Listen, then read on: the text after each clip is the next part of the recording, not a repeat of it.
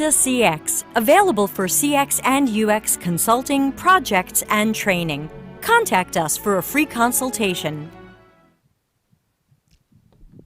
Well, hi everybody. It's me, Debbie Levitt from Delta CX. Thanks for joining. Today, the rumor is that today is July 2nd, 2020, but I can't keep up with this year anymore. Can you? Ouch, make it stop. I hope everybody's doing well and enjoying summer weather above the equator, winter weather below the equator. But today, oh, and don't forget, people, hold on, it's my usual begging and whining for a YouTube subscription. I'm getting close to 600 subscribers, and I'm very proud of that. So thanks to everybody who is supporting what I do with their subscription and bell button, which are somewhere over here. I'm pointing at a green screen, as you know. And of course, you can also join my Slack workspace at deltacx.link, which is my URL shortener, /join Slack, all one word. So I am so excited today to introduce everybody to someone I'm just meeting, but we had a request for her, and when you guys ask for stuff, I try to make it happen. So I want to introduce Celia Hodent. We have Chinu in the chat who already says, I am super excited. I know Chinu is a big gamer and his specialty is chat body stuff, but he is, if I follow him on Instagram, it's just screenshots of games. And I'm like, am I on Twitch or something? So Celia, thank you so much for joining me when you didn't even know me. So please tell us about you. Introduce yourself. Well, hi, Debbie. Well, first of all, thank you for having me, and hi, Chinu. So, my name is Celia Hodent, and my background is in psychology. I have a PhD in psychology back in France. I'm French, and I've been working in the video game industry for over, 12 years now. I started working at Ubisoft in France and then Ubisoft in Montreal. Then I worked at LucasArts on Star Wars games. And when Disney bought Lucas, they closed down LucasArts. And this is when I moved to Epic Games in North Carolina. And I became the director of UX at Epic. And I worked at the studio level. So I worked on games, but also worked on Unreal Engine, which is the engine that we use, like a tool that we use to make games. And of course, I worked very closely on Fortnite up until October 2017 when I left Epic and I became a consultant. So now I'm traveling the world not now.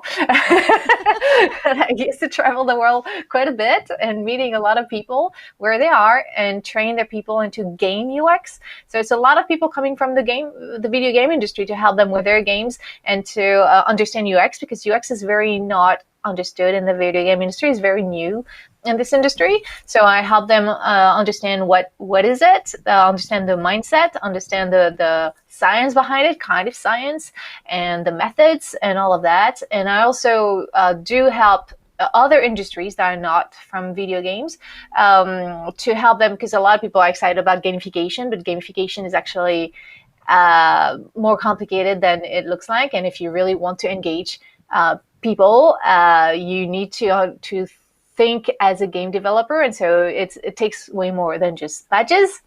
And so I do help other industries to do that. And I also do some workshops about inclusion and ethics and all of that, because at the end of the day, it's the same. We need to understand the flaws of the brain and why is it so complicated to be inclusive. And so I explain all of that, our cognitive biases and how to overcome that and how to design the workplace environment in a way that's going to be more inclusive.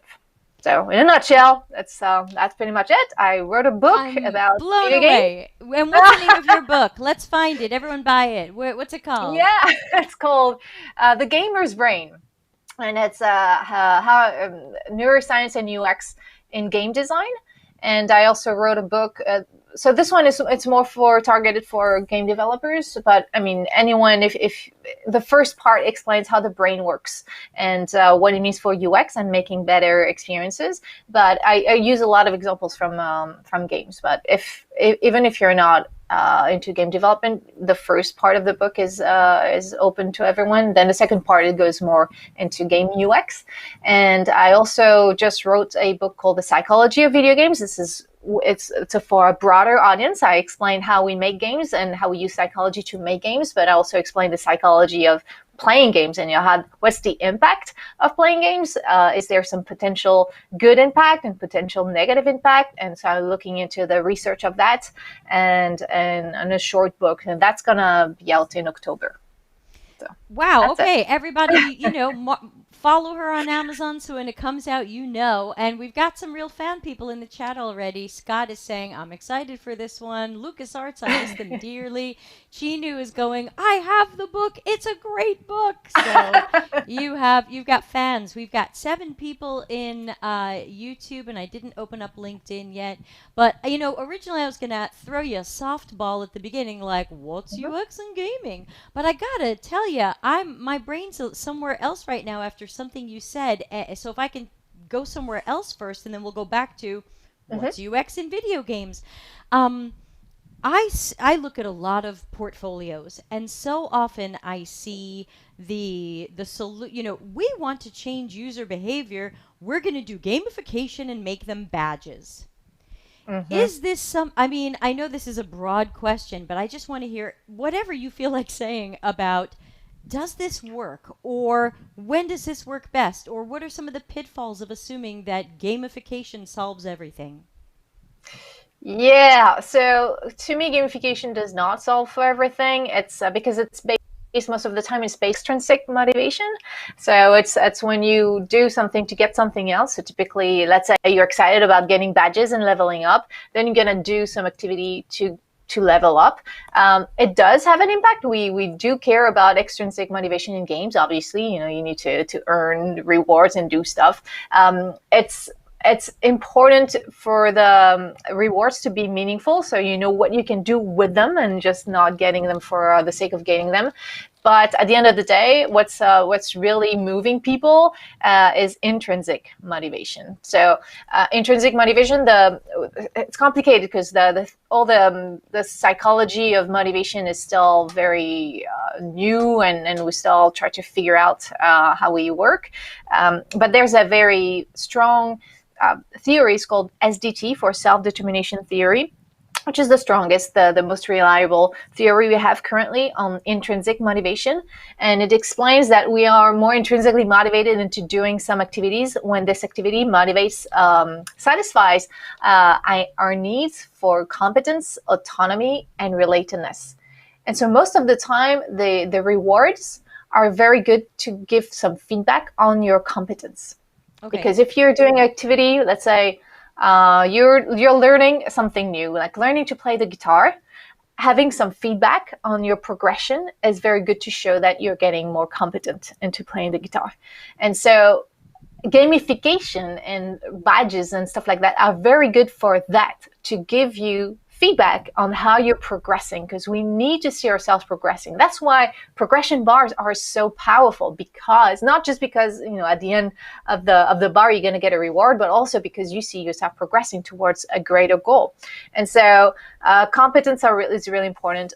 Autonomy is making sure that you can express yourself and solve problems the way you want, and not just follow like a corridor, follow very specific instructions. And relatedness is all about cooperate, sometimes compete, of course, with other people. We are a very social species, so it's more motivating for us, and it's more meaningful when we can do things with other people and collaborate to together accomplish a goal. So without that, that's just using badges. It can be interesting, if people are already motivated. Let's say you're motivated to run, and you're already into this, and so having an app that is gonna, I don't know, like having zombies running after you, or you're gonna get badges if you run and you set your own goals. Having badges is gonna be helping. But setting your own goal and maybe run with someone and compete with that person and see, hey, let's do the person is going to run the most this week, and we challenge each other. This is beyond just gamification in the way we usually. It's beyond badges. It's about trying to find things that are meaningful to motivate us, not just extrinsically but intrinsically. So it's harder to do that, it seems, but it can be very powerful when it's done well. Wow, more thank engaging. you. I love that answer because I am so tired of people. Sometimes I use an app or a system and I get a star for doing something and I go, I'm 48. I am not collecting gold stars anymore. Did anyone research this? So we're getting so many questions in the chat. I'm going to just start with the softball of tell me more about UX in the gaming industry because I know that when someone brought up having you as a guest, that someone wanted to know like do UX practitioners get involved in the game design, or does someone else do more of the game design and we're just researching, designing, testing other things? Tell us more about some of that role of the UX Okay. practitioner in gaming. Okay, so maybe just one thing that is very different from the game industry versus other industries is usually in other industries we try to remove all challenges and all frustrations so that the experience of the user is going to be flawless. In games, we do not. In games, we are keeping some challenges because games need to be interesting and challenging, and players need to overcome some stuff. So we're not removing all frustrations. We only remove frustrations that are not by design. So that's the big difference between games and other industries in terms of UX. Now. And the roles, so like I said, it's very new in the game industry. It's I started to have the title UX something maybe I want to say maybe in 2012. Before that, it was not really a term that we used. There were some methods being used, like playtesting, so user testing, but not really a broad approach. There was no UX strategy. So far, the biggest role that we have in the game industry is our UX researchers. So it's pretty common. It's the same role as in other industries, except that we define what are the things that we're not gonna remove the frustrations for, because these frustrations are by design. UX designers are getting in. It's also quite new, and they typically help game designers convey what the game designers need in the game. So let's say, like in Fortnite. It's a game with a lot of systems, such as you have a inventory, and you gather resources, and then you discover recipes. And so with the recipes, you need certain resources. And when you have the resources, you can craft something. And then once it's crafted, it goes to your inventory. So the game designer will come up with all the rules. Like what's going to be in your inventory, how many type of materials you're going to get, what's going to be the maximum size of your inventory, or how many materials of each, how many materials I can make. For example, let's say to simplify, let's say you only have wood, metal, and rock. And then how many of each pieces you can have in your inventory, and are there other materials that you need to gather, and what's going to be the maximum size, the maximum number of materials, different materials to craft something. So the game designer is going to define all these rules. The UX designer is going to make sure we put the system together, like organize the information architecture, and does the interaction design, so that players can understand what they can do, and they can actually craft things. And are we going to put the inventory next to the crafting screen? How does it look like? Are we going to drag and drop and stuff like that? So it's typically this. They don't typically do the game design. The game design is done by a game designer that sets all the rules and all the min and all the max. And the UX designer is with all that information, tries to design the information architecture and the interface and the interaction. Wonderful. And I think we have roughly 400 questions in the chat. So I'm going to ask you the other question. I'm going to ask you the other question that I had, and then I'm just going to end up being chat room question asker for the duration of our time, and we'll do our best to answer everybody's questions, knowing that we don't go over an hour where possible. So the other question that I originally had for you, because I know people have asked me, and I'm like, I don't know, is if someone wanted to get into video game UX at that type of job, is there special education, certification, domain knowledge? What do you need? Do you have to be a gamer? Who's welcomed into this world? How do you get in? Okay, so that's a very good question, and actually I wrote a piece about that. It was more for destined for students and also for UX professionals who want who are interested in the game industry. So you'll find that on my website, celiahodent.com. It's the latest article I wrote, so it's going to be on the top of the list. So you'll find it's pretty long, so you'll find a lot of information. It's more for students, so it's more explaining how to do a resume and all that. But you do have some information answering your question. But to be more specific, you absolutely need to have a good gaming culture. You need to know games. You need to play various types of games on different platforms. So it's important to play on console, on PC, on mobiles, and maybe sometimes even VR and AR, depending on where you want to end up, because you need to be up to speed with all the conventions that we use in the game industry, in the UI and in icons and stuff like that, and also to keep up to date. Sometimes there's new interfaces and new ways of interacting that just come up in a new game that's very famous or very successful, and you need to know all of that. Also, a lot of game designers are going to speak in terms of, oh yeah, we're going to do a system, and I think we're going to do a little bit like a Diablo 3. And so if you don't know games, it's going to be hard for you. Okay, Diablo 3, how's the system working in this game? So it's going to be very important to have a good game culture.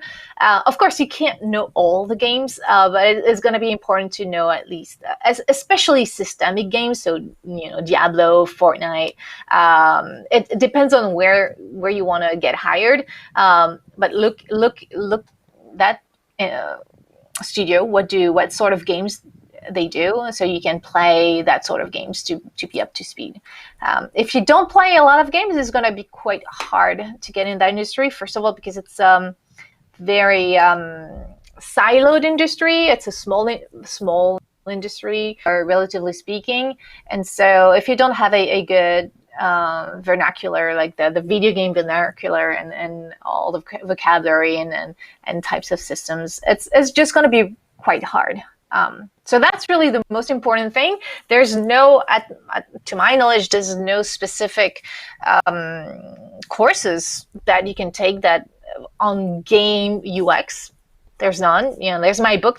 So far, it's the only book on game UX as a whole. So you have books on game usability or game analytics, but there's no one big thing about game UX and the approach. So I'm sure books are coming up, but so far mine is the only one. And so again, it's still very new. So the advantage is that you don't need a specific background. Of course, you need background in design.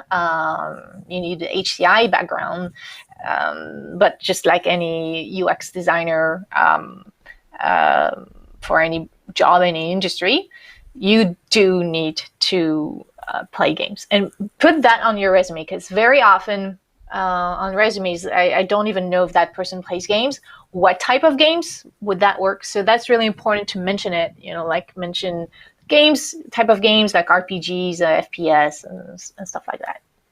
Yeah, so, this is for an your example of researchers, where you want to have maybe a resume just for applying to gaming, where you include that, whereas on other jobs you might not want to mention all the gaming you do. Exactly. But I would argue that you need to have a specific resume for each and every job you apply for, so that you can put forward what's going to be important. But for games, it's specifically important to really make it specific to each studio. So because each studio is they might gonna look into different things, So it's important that you play the games that they're making, look at the competition, and you mention on your resume the things that you think are going to be important for them.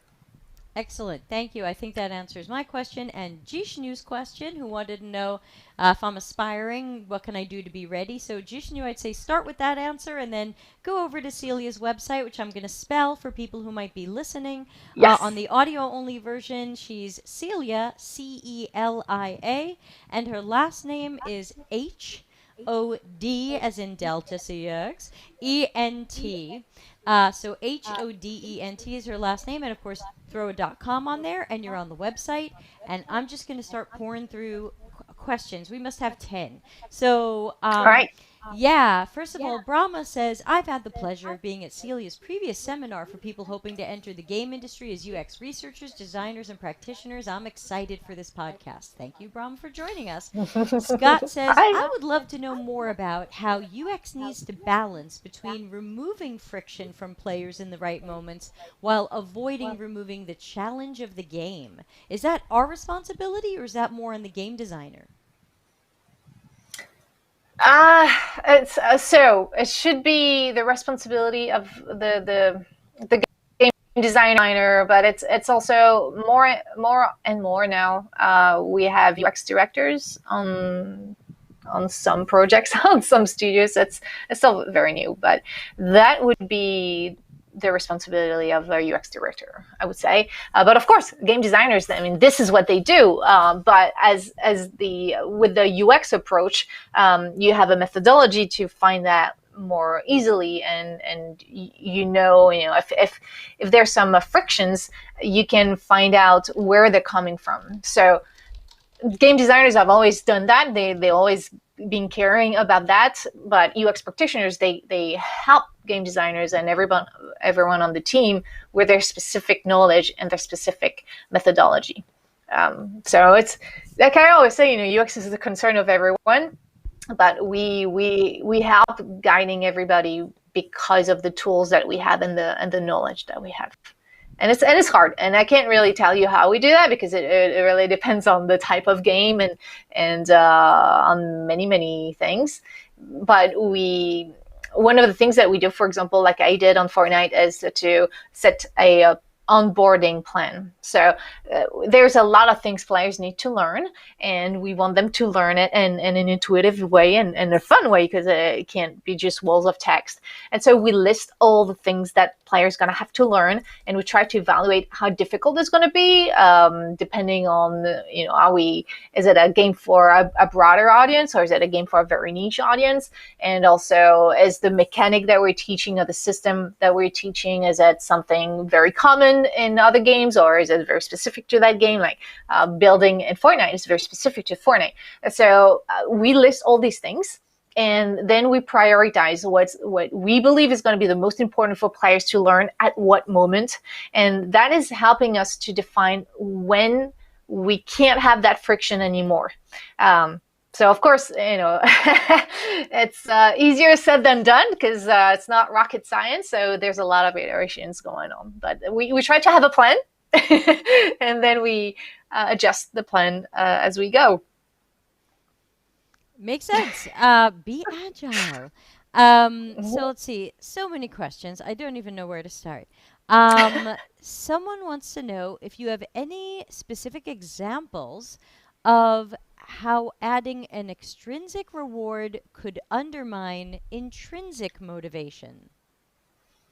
Yes. Okay. So theoretically, there's a lot of research done on that, and some research said, if someone is already intrinsically motivated into doing something, as you add badges or extrinsic rewards, if then you remove them, then people are less intrinsically motivated to do that activity compared to before you introduced a reward.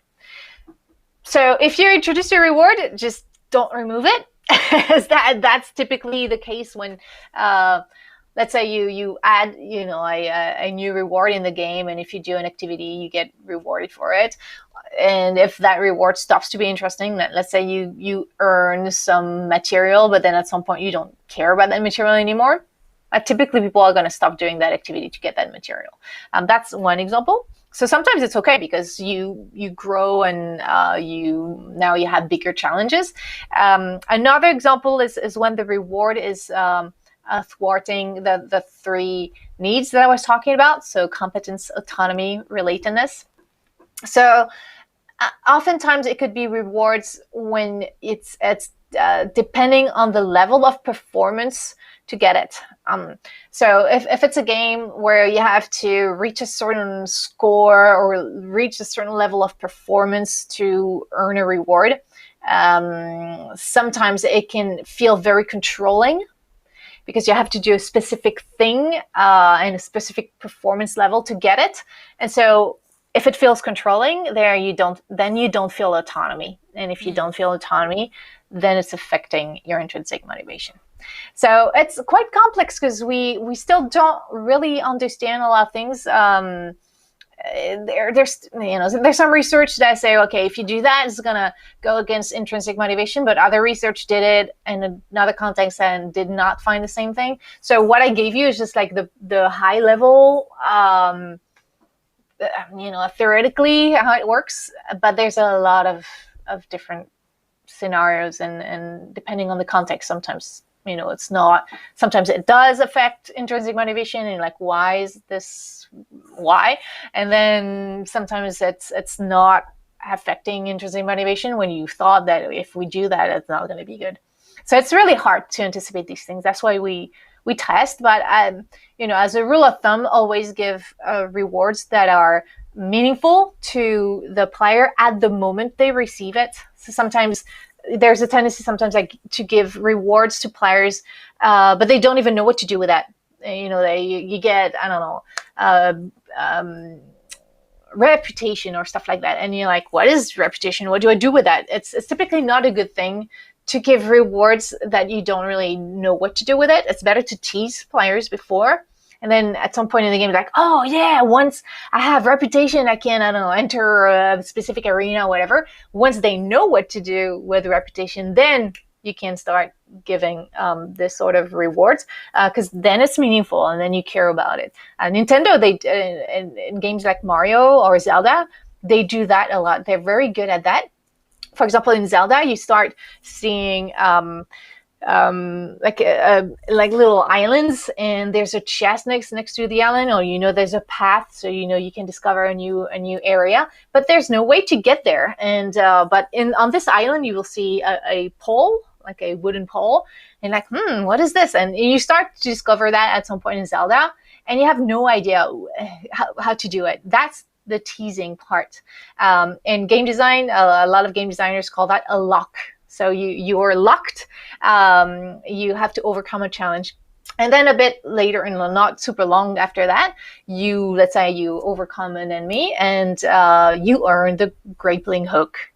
And then you're like, oh, with the grappling hook, I can probably get to these poles and then get to the chest. I remember there was a chest.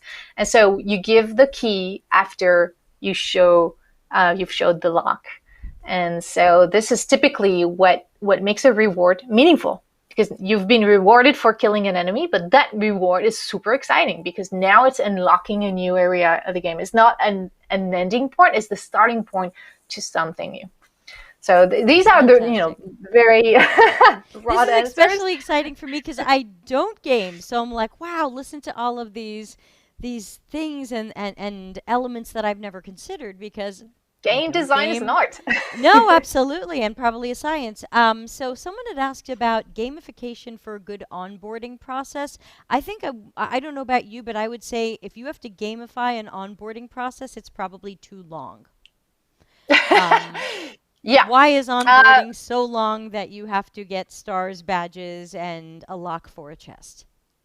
Yeah, so stars, badges, and all that, like I said, it's usually used more for showing progression, and this is what it can be powerful for that. Onboarding, we use learning principles. So yes, behaviorism is a learning principle. Like if you do something and you get a reward for doing it, then you understand that this is a good thing to do. If you try something else and you get hurt, you understand that this is not something good to do. So we use rewards and punishment, like you get hurt, to teach players, because players like to try stuff out. So we definitely use that, but it's like more for the behaviorism learning principle, so that players try stuff and you learn, through trial and errors. And a lot of players love to learn that in that way, because you experiment as you play. So to make that work, you need very good signs and feedback. So signs are what you can do in the environment, and feedback as soon as there's input from players, what's going on. So that's a principle that we use. Of course, we use the cognitive psychology principles. So understanding how the brain learns it's the limitations of the brain in terms of perception, attention, memory. So we try to not overload players, for example, at the beginning with too much information. So that's the reason why we do try to spread the onboarding across the game so that you don't feel that, oh my God, it's just too much stuff. I'm never going to remember that. And constructivist principle is also something that we use, like learning by doing. In a game, it makes a lot of sense because you're an agent, you're playing, so making meaningful things. So typically in Fortnite, this is an example that I give a lot. In the story mode, we teach players how to build the first time when they are in a cave, an underground cave, and they need to get out, but there's no way to get out. And this is really close to what I was talking right before, like the lock and the key. It's good also it's a good learning principle. You're going to be motivated to learn about this thing because now you need to learn that thing to overcome a challenge. And that's very important in education as well. And so that's the three learning principles that we use for onboarding, for good onboarding. Excellent. Yeah. Thank you so much. So quick note, guys, this is half over already. So don't forget to subscribe, ring the bell to know when I'm live in future adventures, and join the Slack room. I know not easy to see, white on me, but forgive me. So please do subscribe. I have so many questions. I'm just going to have to pick and choose some. So I apologize if we don't get to your question, but we have so many people asking so many good things. Chinu wanted to know, what are the differences or similarities between play testing and usability testing? Sure. So in the game industry, we use the term play testing a little bit all over the place. So in the game industry, sometimes people are going to use play testing just to say, hey, we're going to be a bunch of us playing the game together, which to me is not play testing. So that's the reason why I use the term UX testing. But typically when we say play test and these people know what they're talking about, we mean any type of test. And then usability test is... so play test, it might be sometimes, again, it's a bit all over the place. Most people referring to play test, if they're coming from UX, are going to refer to play test when players come over to play the game that's already quite advanced. So they play it. Usability tests would be more like we ask players to do something, like it would be like more like a task test, or we ask people to do something, or it's going to be like a shorter test, or they test a prototype, something like that. So usually when we say usability test, it refers to something smaller where players have to do something specifically. And when we say play test, it's more like a walkthrough test. So players don't have a specific instruction and they don't just play the game. But again, I mean, the vocabulary in terms of UX testing in the game industry is a bit all over the place depending on the studio. So it's hard to answer your question because this is how I name the different things, but it might not be exactly how all the studios do. Still very helpful. So let's see. We're getting a few questions about AR and VR. One quite general question: what can you share about AR and VR? Someone else says, what can you share about user research and UX design for AR and VR? So I guess special approaches, methodologies, design testing, prototyping. Tell us a little bit about that, please. Sure. So I didn't work on AR. I did a few projects on VR. In terms of testing, it's quite similar, except that we test one person at a time, and we have to be careful that that person in VR, that person is not getting sick and not falling over and stuff like that. So yeah, there are some specificities. Yeah. It is quite disturbing sometimes. So we do pay extra.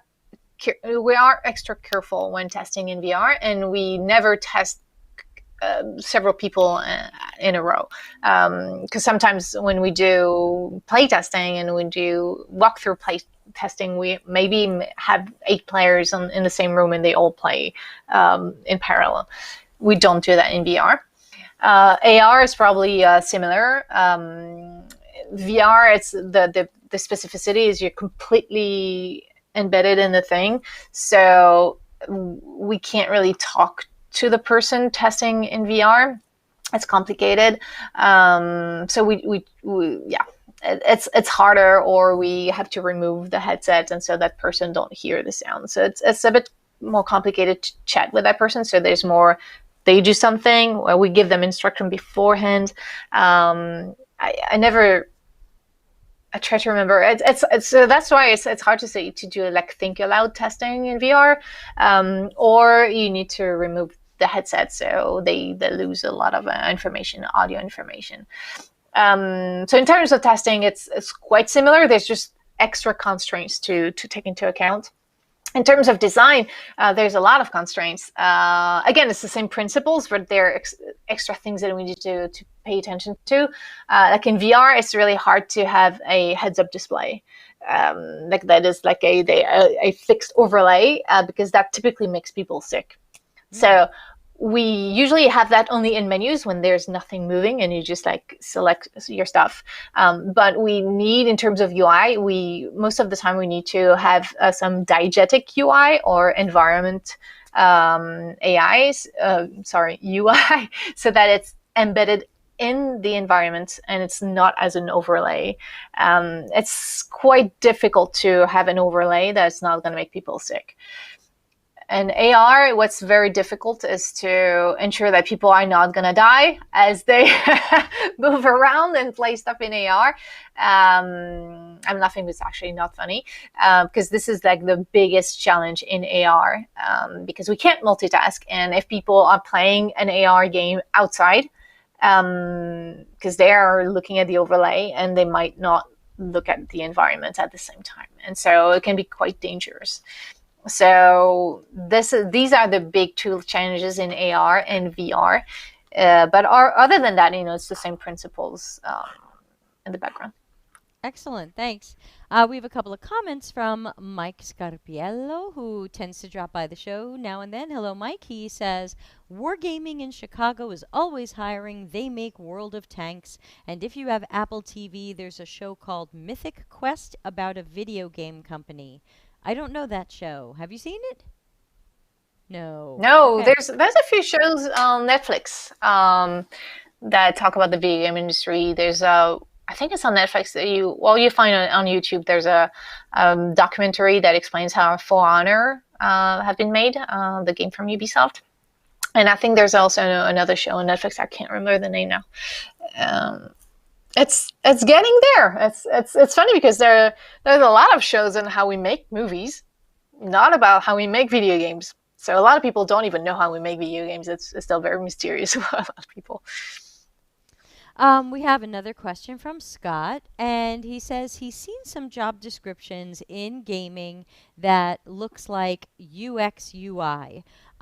Is this also happening in games where they expect you to know UX design and research as well as to be some sort of visual designer or maybe even illustrator or 3D renderer? Are those becoming hybridized? Yes. So you look about as happy as I feel. Yeah. So not so long ago, UX was not even a term that was used in the game industry. Now it's becoming trendy. Now we have a UX summit at GDC, which is like the game developers summit conference. Sorry, game developers conference. That's started in 2017, so it's very new. But now people have a tendency to just put together UI and UX. And they don't really know what a UX designer does. And they do expect people to have be artists and have beautiful visuals. But also a lot of in the game industry, a lot of UI artists are transitioning to UX. So that's totally fine, except that sometimes they don't have the background in HCI. They don't know those HCI principles. And so that's a problem. So that's why I was saying it's a bit confusing right now in the game industry. There's still a lot of advocacy to do and explain to do. So right now it's complicated. So yeah, when you answer a job application, make sure they really need a UX designer, because maybe they just mean a UI artist that UX is so trendy and just throw UX in there. but it can be a bit frustrating. Yeah, Scott says, okay, it's not just us, like the disaster of Nope. hybridizing this job. And we've got a neat question from Sujesh. And Sujesh says, "Ooh, how do we approach a specific theme for a game? Is the theme of the game based on user research, like choosing the game genre or the targeted groups? Or does someone do research like, I wonder what kind of game people would like? Typically not. So the game industry is it's a very passionate industry. Most people working in the game industry at the moment are passionate people, and they making a work of art. And so most of the time they just make games.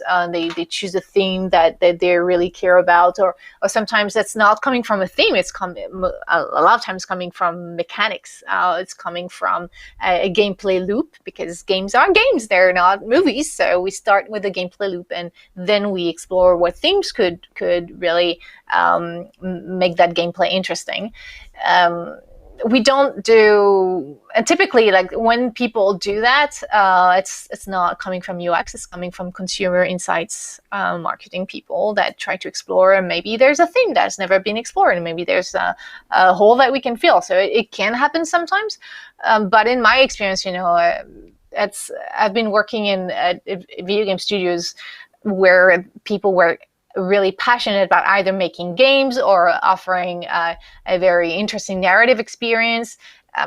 So it's not typically what I've experienced in my career. It can happen like anywhere, but the video game industry is it's closer to the movie industry in the sense that we're making, like, we care about games and we're making art. So it's more about a theme that an artist or creative director wants to explore, rather than just trying to hit a target. We have a few people Most of the time. wondering if you have. We still have some time. Thank you so much. We have a few people wondering if you've had any experience with board games or tabletop games, which of course is not video games. Have you had any experience with those?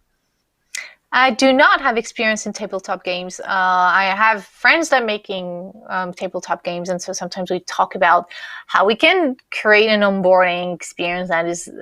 So typically, tabletop games, the very difficult thing is that you have to read the manual before playing, the instructions. You And can't so just that's explore the world and see what happens. Yep, it's not interactive most of the time, so that's the biggest hurdle for tabletop games. And I would love to explore that, but I think UX for tabletop games is still even more new than in the game industry, because it's not interactive. So it's just making it harder to. Probably to understand, the interest of UX. I'm not saying that none of the tabletop makers are interested in UX. They are, but it's still even more recent to think in those terms. And because it's not interactive, it's harder to apply things on tabletop games. Great, thank you. Sadly, someone sent something in French, and I can't read French, and I sent it to my boyfriend, but I can see that he's got his headphones on. And honey, can you translate what I sent you in Telegram? Because I can't read French, and I would have to call you over to say it properly, and I don't want to butcher French and insult anybody right now. Can you give me a translation? Or you can put it in the chat. I can read it and translate it. I'm so embarrassed. See if my boyfriend can translate this, because French is his third language. But someone seems very happy to see you. That much I can get. But I don't want to butcher the French and have everyone hear me completely murdering French. It's an ugly thing. Some people are complaining that my sound hasn't been very good today. Yeah, I got that. What's the second half of that to my boyfriend? Some people said my sound wasn't very good today, and they're hearing some echo. Is this any better? Worse? I've been playing with some new microphones, and I apologize if there's some strange sound. We'll fix it at some point. Someone says that this person also speaks English. I'm happy to see Celia Hodent because I didn't see her other live. So finally, a live with Celia Hodent. So, Hi. yeah, I don't know where you've been hiding, evidently. Thank you to boyfriend and to the original poster, Alexandra Afonso. I might give you an Italian pronunciation. Um, so people are happy to see you. This is beautiful. I'm happy to be with you all. Yes, yes. That looks. Let me scroll back and see if I missed any questions. If I missed your question, people post it now. I know YouTube people, you're hearing this fast. There's like a 20-second delay between me and YouTube. LinkedIn, there's like a 2-minute delay, but just know we're looking for more questions for you. Or if I missed your question in this long, long chat, please copy paste it or type it again because I'm trying to keep up with all the. This has got to be the most comments and questions we've had yet. So, But we love games, don't we? yeah, people are absolutely on fire, and I'm so happy you're here. We've got 9 people in LinkedIn right this very second, and we've got 12 in YouTube. So that's pretty good for me. I don't tend to get hundreds. I tend to get tens. So this is great. Let me see if I missed a question. People, ask your questions. I'm not a gamer, so I didn't come with like 2 zillion questions, or I don't want to end up doing the Saturday Night Live Chris Farley show bit where it's like, remember that moment when the guy jumps on the mushroom? That was awesome. Like I don't want to be that guy. So you don't play any games, Debbie? It's really weird. I don't play any games. And at one point, someone bought me a PlayStation so I could do Dance Dance Revolution for exercise. And then when Wii came out, I bought a Wii because I figured, finally, something so simple. I don't have to go into a world and try to figure it out. So the funny thing is the thing that gamers love, which is exploring the world and trying to figure it out. And for some reason, that doesn't appeal to me. I'm like, I don't want to show figuring you out the something and not know controls. what to do. Yeah, it's a very different thing. Like the controls can be difficult. I know Typically, it's a like now personal. on the yeah, I well, on the started reading that console book about controller, not it's just years ago. Started reading that book, not yours. I apologize, but somebody else about some other book about a gamer's mind or gamer's reality. I forget what that was called. I was trying to understand my then boyfriend better because he definitely lived in World of Warcraft. Um, so okay, for the we have horde. I don't know anything about these things. I dated a guy who played Diablo. I dated a guy who lived in World of Warcraft and then gave it up because he felt too sucked in. And if he's watching now, hi. Sujesh says, in the case of multi-platform games, where does that design process start? So if there's something that's console, it's PC, it's mobile, what kind of decisions are being made here, and how does some of that UX work? Yeah, that's a very good question. It's actually very hard to do that. So we need to start by making a decision. Are we going to do a UI and controls that are going to be specific to each platform? Or are we going to do just one and we try to make it fit for all? So, for example, Fortnite is just one, and it has to work for all the different platforms and all the different controls. And so this is quite hard because, of course, moving with a mouse is very precise versus, moving around with a controller versus tapping on a mobile. It makes it very difficult to do a UI and interaction design that's going to work across all devices.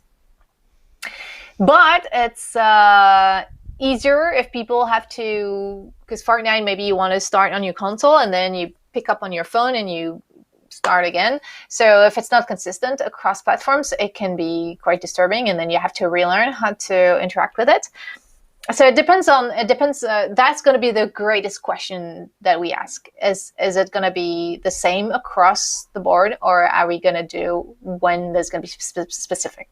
If it's specific, then each team that's going to work on each platform, they're going to make their own design. And of course, we try to make it as consistent as we can.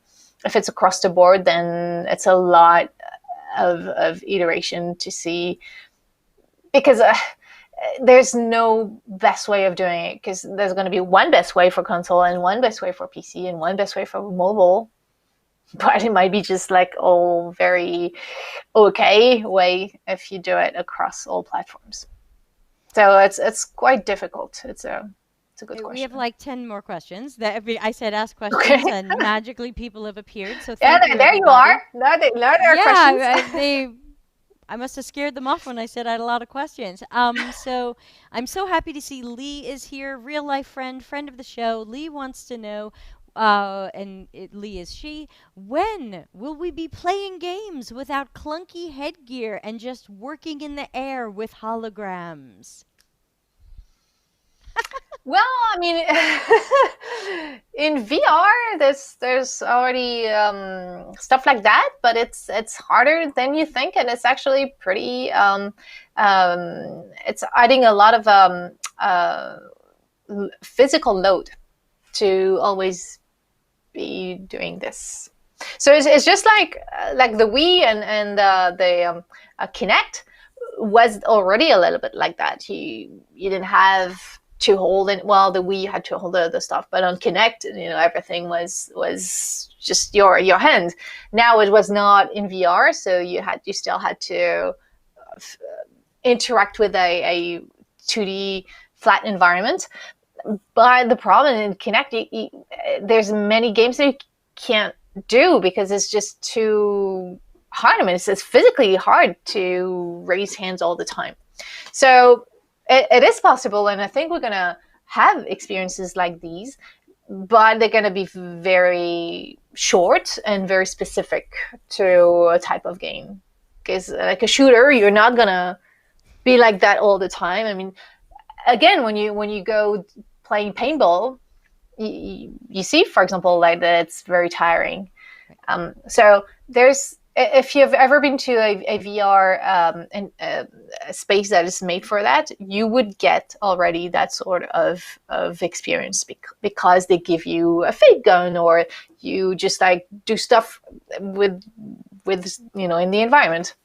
So do that if you've never done it. It's actually pretty fun, but it's typically short experiences. We can't play hours like that. It's too tiring. That makes sense. I mean, I'm not even good at pointing to my own green screen, so I can't even imagine trying to like grab things in an unknown Step by 3D step, Debbie. space. Step by step. I know. Look at me. Okay, so it's a sad world. I'm just gonna stick to what I'm good at. Everyone else, do your thing. Alexandra is obsessed and wants to know if you will do a live conference next month in Paris. Is that even safe? So I'm in France right now. It's actually much safer than the US. I mean, to go out and do a conference. So I in France. I don't think I'm gonna do a conference anytime soon. Maybe in October and November. I'm probably gonna go back in Europe. I have a talk schedule in Denmark.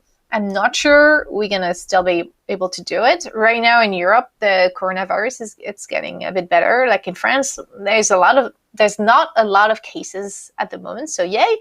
But I mean, it's up in the air right now, so I don't know. Maybe, and if that happens, probably gonna be in October, November. When I go to Denmark, I'll stop by Paris and do something there. But otherwise, it's going to be remotely. I have a remote conference. I'm doing a keynote for a conference on ethics. I think it's very early October, but that's going to be remote. It's not going to be Well, on everyone site. should be able to go to your website and see what your speaking schedule is. Is it up there? Yeah, I need to. Soon. Oh no, tomorrow. I've been so at some point. I'm sorry. I've been quite busy the past weeks, and I've not been keeping up a lot with my website. But I'll put it on there, of course. My website is strange. I'm going to skip to Scott's question because I love it. And Scott says, "What would Celia say are great case studies for in gaming from a UX perspective? What do you think are some of the best examples of UX in gaming?" Besides Fortnite, you mean? So yeah, I'm asked that question quite a bit. It's actually pretty hard to answer that question because there is no perfect game. It's actually pretty complicated to do good games. I do have a few case studies, a few games that I showcase when I do my workshops. So Fortnite for the onboarding and the Save the World part as one, and also all the language that was put together on the UI and all stuff like that. Overwatch has a lot of great examples. So Overwatch is a first-person shooter game that you play 6 versus 6. And they have a lot of interesting things in terms of motivation and in terms of relatedness. They do a lot of really cool things. Older games like Plants vs Zombies, the first one is a really great example of level design and how you make the challenge progress for players, because if it's not getting increasingly challenging, most of the time it's getting boring. A lot of Nintendo games, like I already talked about Zelda. There's a lot of really interesting things that Nintendo has been doing. So I don't think there's one game that's just like perfect. I don't think that happens, but there's a lot of games that have, very interesting things for different parts. Let's see, we've got, I don't know if this is an actual question for you or just a cry to the heavens, but we have Mike saying, why isn't The Last of Us on PC? You got me. I don't know. Maybe because they chose so typically they make console games, and so most of the time, like I said, we decide, are we going to do across all platforms, or are we going to start with one platform and then we see for the others. So probably they chose, hey, we're going to be specifically designed for PlayStation. And so now you have to port it on a different platform. So it means that you need to rethink a lot of the interaction design and a lot of things. That's quite, it can be sometimes complicated. So I don't know. I don't work at Naughty Dog, and I'm actually pretty excited to play the game. I have to wait until I'm back home to be able to play it on my PlayStation. But it's probably the reason why. I mean, it's a small studio, relatively speaking, and it's rare that it's going out on all platforms at the same time. So it's just a lot of work. Someone's asking, Nathan, welcome to the show. Someone's asking, I'll read you the question, but I realize you may need to focus more on the second half than the first half. What companies have great UX departments and are hiring right now? Okay, so great UX department. It's very new in the game industry. So the biggest companies are the ones that are more advanced in UX. So it's going to be Ubisoft, it's going to be EA, it's going to be Sony,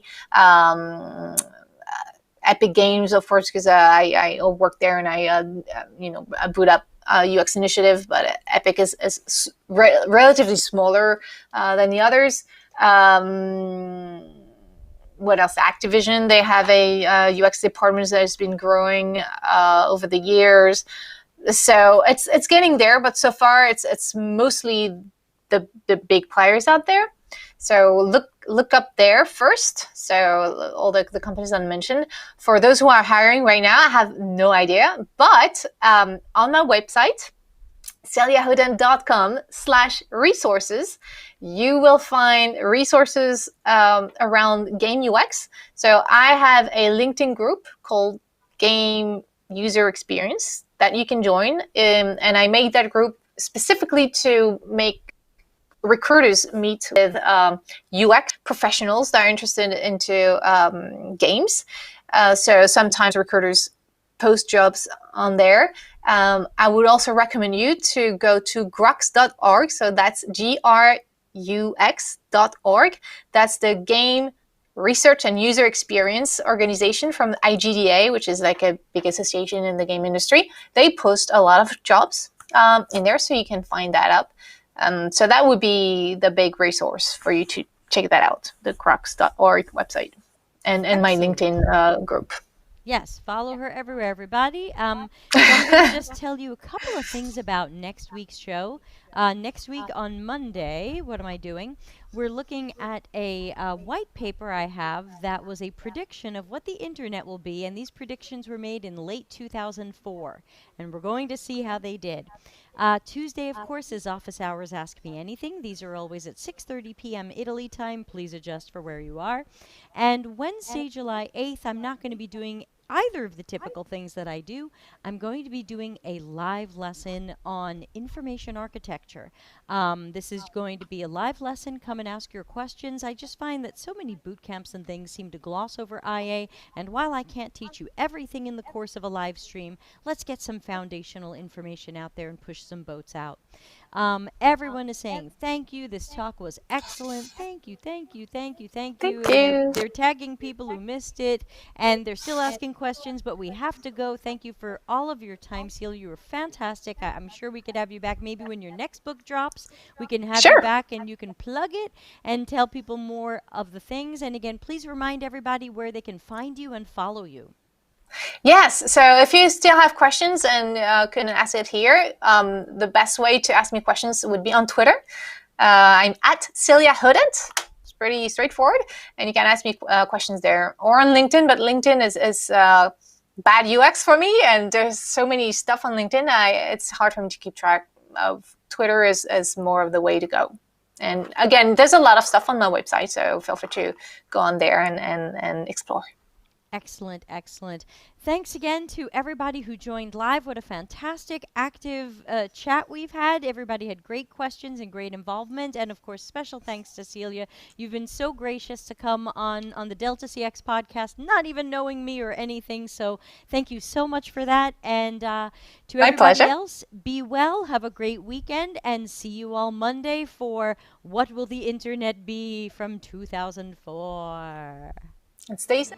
Thanks for watching. Delta CX is available for consulting and projects related to CX and UX strategy, leadership, training, problem finding, problem solving, and innovation. Learn more at deltacx.com.